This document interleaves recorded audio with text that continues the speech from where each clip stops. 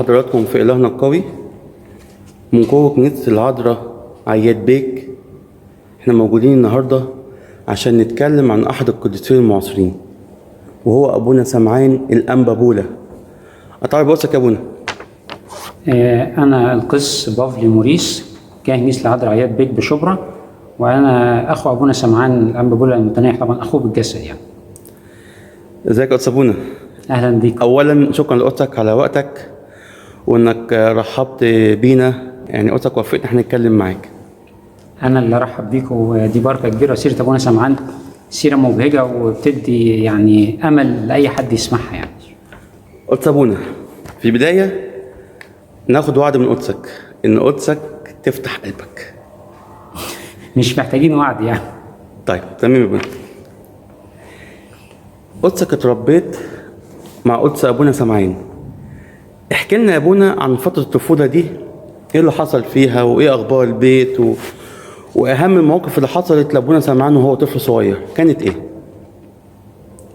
أبونا سمعان ده كان طفل ذكي ونشيط، وبيحب يسمع الكلام ويحب يشترك في أي حاجة الكنيسة بتقدمها. يعني إذا كان مثلا مسابقات، بالذات كل أنواع المسابقات، الدراسة، إذا كان دراسة لغة قبطية، حفظ ألحان، تسبحة، عمل أنشطة، تمثيل مثلا في مسرح العرايس، تقديم سير القديسين بطريقة فنية. فيعني هو كان عايش الكنيسة من قلبه. يعني رسم كمان، كان يحب يرسم صور القديسين وصور مثلا أحداث في الكتاب المقدس. كان فنان؟ وحتى لو مش نقول فنان من مقاييس الفن يعني، ولكن كان يعني مجتهد لدرجة كبيرة جدا يعني، ما كانش بيضيع وقت في حاجة هايفة. هل حصل يكون أي موقف وهو صغير يدل إن هو مختار إن هو يترهبن، إن سكته مختلفة عن باقي الناس؟ هو المواقف دي طبعا يعني هيكون لاحظها أكتر الناس الأكبر مننا في السن طبعا، لأن أنا كنت يعني أصغر منه يعني. لكن طبعا حسب ما يعني اتحكى لنا، يعني طبعا حصل كذا موقف إن هو مثلا هو طفل صغير نطق إنه شاف حاجة، قابل أحد الآباء الكهنة مثلا المباركين، فأبونا قال ده أنا اللي آخد منه بركة وده هيبقى حاجة حلوة. يعني حصل موقف زي كده طبعا، بس ما أقدرش أقول إن أنا كنت معاصر، أنا كنت أصغر منه يعني.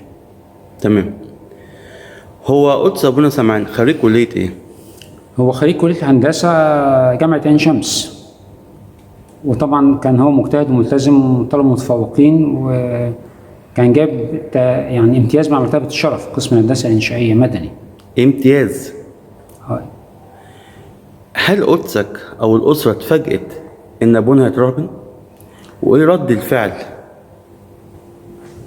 هو يعني ممكن نقدر نقول مثلا بداية مرحلة ثانوي كان بقى فيه تردد كبير على الأديرة فترة الخلوات، وكانت تعتبر دي يعني الرحلة الرئيسية والمتعة الرئيسية اللي بينتظرها إن هو يروح فترة خلوة في الأديرة.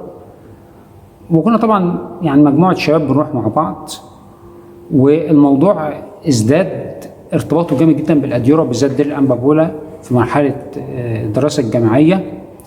فالموضوع كان فيه تمهيد يعني، ما كانش مفاجئ قوي، ارتباطه جامد جدا بالأديرة وبالجدية في الحياة الروحية. يعني مثلا ان هو كان فترة الجامعة بالذات يكاد يكون وقته كله يا اما دراسة يا اما صلاة يا اما قراية انجيل يا اما حضور تسبيحة في الكنيسة. فترة الإجازة الصيفية تقريبا كل يوم قداس، كل يوم تسبيحة، وبالذات في السنوات الأخيرة من الكلية يعني ازداد فترات الصلوات الفردية وقراءته في البيت بطريقة كبيرة جدا، ساعات طويلة جدا يعني. فطبعا كان في تمهيد واضح ان هو يعني حاطط الحياه الروحيه هي الهدف الوحيد او الرئيسي في حياته يعني. لما اعلن بقى رغبته بوضوح لوالدتي ساعتها، غالبا طبعا في الاول يعني كان في يعني صدمه صغيره، لكن هي تاقلمت مع الموقف بسهوله نتيجه ان شايفه السكه اللي هو ماشي فيها يعني. وقالت لي بعدها على طول، وانا اتكلمت معاه يعني طبعا في مكالمه قصيره، قال لي انا مختار الطريق ده، وما كانش حد يقدر طبعا يعترض، لان شايفين ان هو ده الطريق اللي هو اوريدي ماشي فيه قبل ما يروح الدير يعني. قدسك لما هو راح الدير هو اترهبن في عصر أنبا غاصن. تمام. وأنبا غاصن كان معروف إن هو من الآباء الأساقفة الشداد، ورهبنته رهبنة أصيلة على خطوات الآباء القدامى يعني. شفت إن هو هيستحمل وهو خريج كلية وهو معاه امتياز وعايش في حي شبرا. حي شبرا حي شعبي شوية، لكن يعتبر من الحقيقة الراقية برضو. ما شفتش إن هو هيقدر يستحمل إن يترهبن وفي دير أنبا بولا. دير أنبا بولا في الوقت اللي أبونا اترهبن فيه كان من أصعب الأديرة، وكان إمكانيات فيه ضئيلة. قصدك ما نصحتوش يروح أي دير تاني؟ لا، هو غالبا النصيحه يروح دير تاني دي كانت بتيجي عن طريق الاباء، مثلا اب اعتراف يقول له طب جرب الدير ده، جرب الدير ده. لكن ابونا سمعان كان استمرار خلوته في الانبا بولا، خلاص بقى هو ده تقريبا، هو ده الدير بالنسبه له يعني. اي اديره تانيه تبقى زيارات للبركه وكده، لكن كلمه خلوه او اقامه كانت دايما هي دير الانبا بولا بيته. بالنسبه له يعني. فارتبط جامد جدا. طبعا هو عرف طريق الرهبنه عن طريق انه يقابل رئيس الدير، فرئيس الدير الانبا غاصن طبعا قعد معاه عده مرات لحد في الاخر ما قال له تيجي. والانبا غاصن كان احيانا كتيره بيخلي بعض الاشخاص قبل ما يديهم الدير يقعدوا معاه في الاسماعيليه. هو من ضمن الاباء اللي قضوا فتره مع الانبا غاصن في الاسماعيليه، كانت تعتبر فتره تدريب برضه. هو الانبا غاصن بيقول دي فتره اختبار محسوبه ليك في الاختبار، يعني حوالي 10 شهور او حاجه زي كده. هو من ضمن الاباء اللي نالوا البركه دي، ياخدوا جزء من فتره الاختبار بتاعهم تحت الانبا غاصن مباشره في الاسماعيليه. لما دخل الرهبنه يا ابونا، قدسك ما كنتش كاهن لسه؟ طبعا انا كهنوت ده بعد نياحته بعده سنوات يعني. لما قدسك كنت بظروف الاوائل، ايه اللي كان بيحصل؟ هل في دموع؟ هل في فرح؟ يعني ايه الدنيا؟ هي زيارته في الاول كانت طبعا في الاسماعيليه، كان لسه قاعد في بيت زي بيت طلبه حاجه زي كده تابع للكنيسه هناك.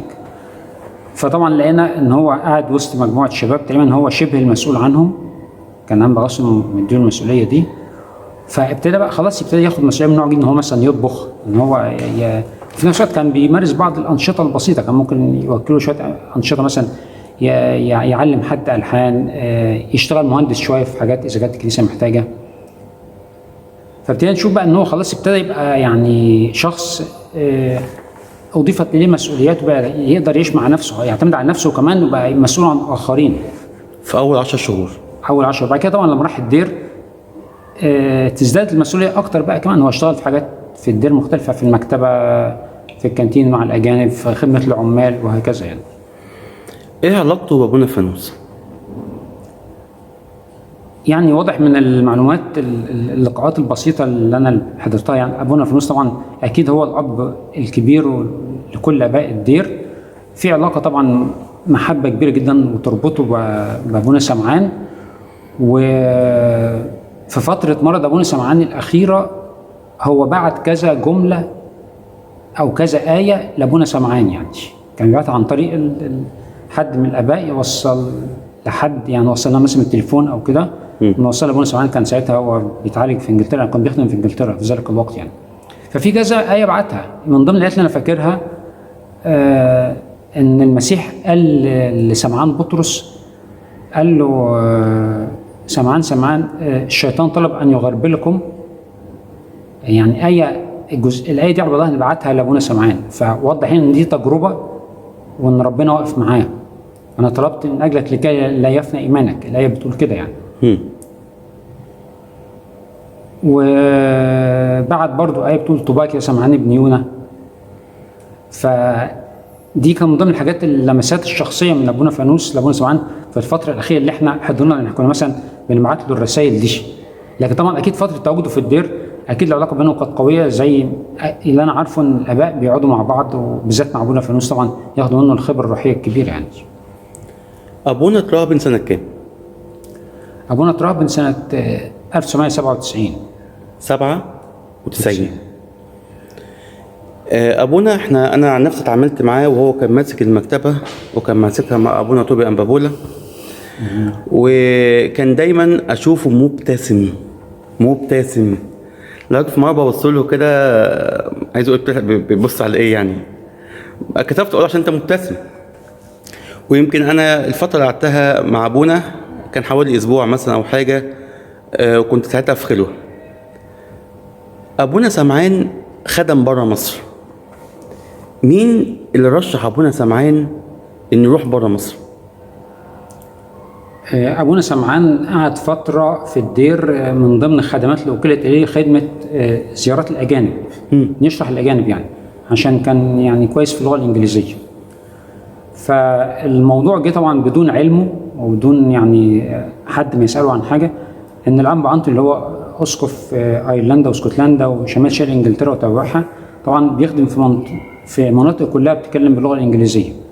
فهو عشان هو يعني اسقف نشيط عمال يفتتح كنائس كتير كل شويه، فدايما عنده احتياج يجيب اباء. فهو سال يعني كان عايز حد من دير الاباء، من اباء دير الانبا بولا. ما كانش في التوقيت ده عنده ولا واحد من الانبا بولا في التوقيت اللي راح فيه ابونا سمعان يعني.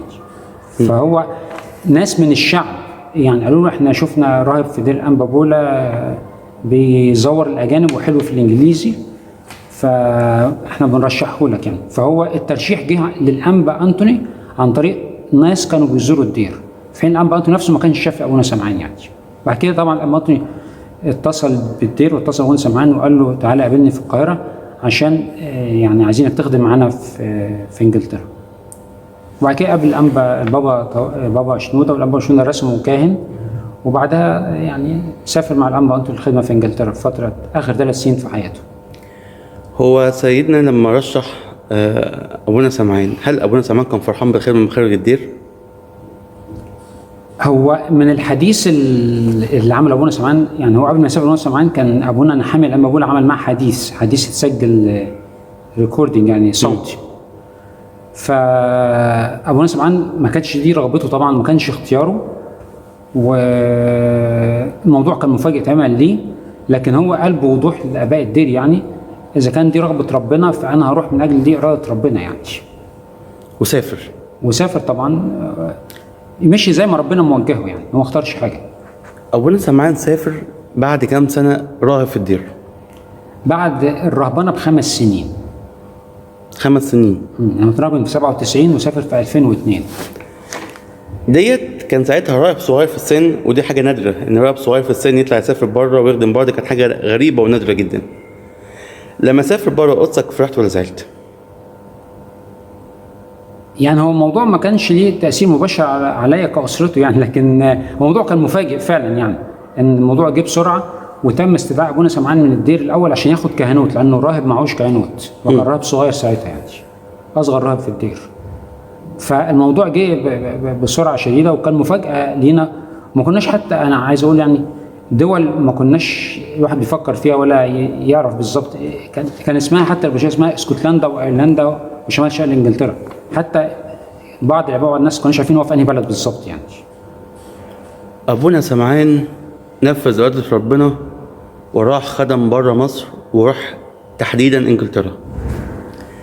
احكي لنا يا ابونا بقى بالتفصيل حياه ابونا بدات من هنا تتغير.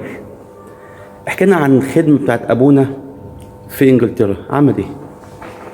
ابونا خدم في كنيسه البابا اثناسيوس الشهيد العظيم مرجس البابا اثناسيوس في نيوكاسل، دي مدينه في انجلترا، ودي هي مقر الابرشيه بتاعت الانبا انطوني ومقر اقامه الانبا انطوني يعني. فهو يعتبر خدم الشعب بتاع الكنيسه دي، اللي هو كان يعني قبل كده في الاول خالص اللي اسس الكنيسه دي واشتراها الانبا انطوني، فكان الشعب بتاع الانبا انطوني في المدينه دي تحديدا يعني. وطبعا فتره ابونا سمعان كان هو الكاهن بتاعهم، الكاهن الوحيد. الانبا انطوني طبعا كان مشرف على الابرشيه كلها، بس دي مقر الاقامه بتاعته. الشعب طبعا ارتبط بيه ارتباط جامد، وهنلاحظ يعني انا قابلت طبعا ناس كتير من الشعب في مراحل عمريه مختلفه، من ضمن الاطفال والشباب والكبار والناس الكبار في السن، كان ليه تاثير وبصمات واضحه عليهم ودخل قلبهم، ويعني رأوا فيه فعلا يعني الفضيله مجسمه.